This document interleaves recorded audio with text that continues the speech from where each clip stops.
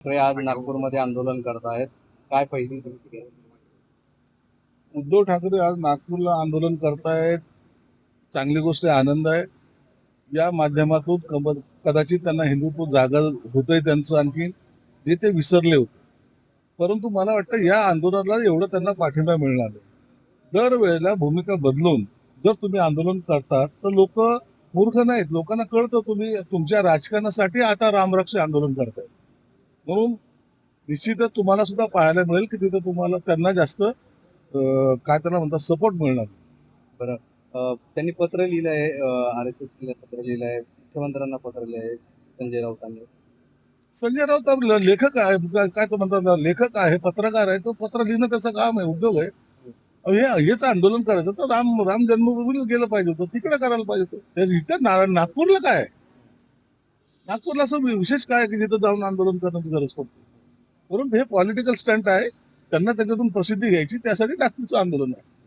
दिल्लीत एक मोठी घडामोड घडते, वांगचूक यांना पोलिसांनी ताब्यात केलं, हॉस्पिटलला नेलंय. आता सगळे विरोधक टीका करतात.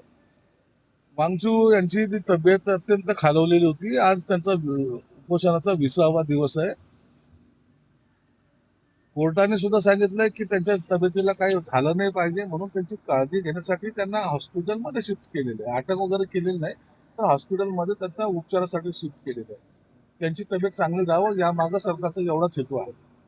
आणि निश्चितच त्यांचं योगदान पण आहे, त्यांचं संघटन पण आहे, त्यांनी केलेले आंदोलन हे काही गैर पण नाहीये, तर त्याच्याबद्दल सुद्धा निर्णय होणं अपेक्षित आहे. शरद पवार असं म्हणतायत की त्यांना अटक केली तरी आंदोलन चालूच राहणार आहे. म्हणजे आता शरद पवारांची देखील यावर रिॲक्शन येते.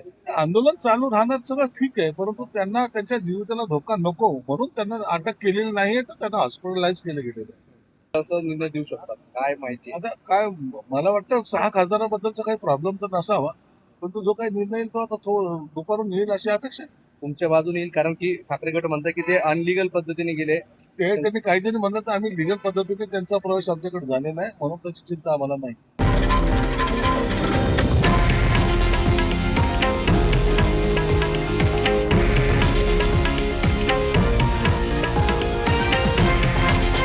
हे आहे देशातील नंबर 1 न्यूज नेटवर्क आणि आपण पाहत आहात TV9 मराठी, एकमेव.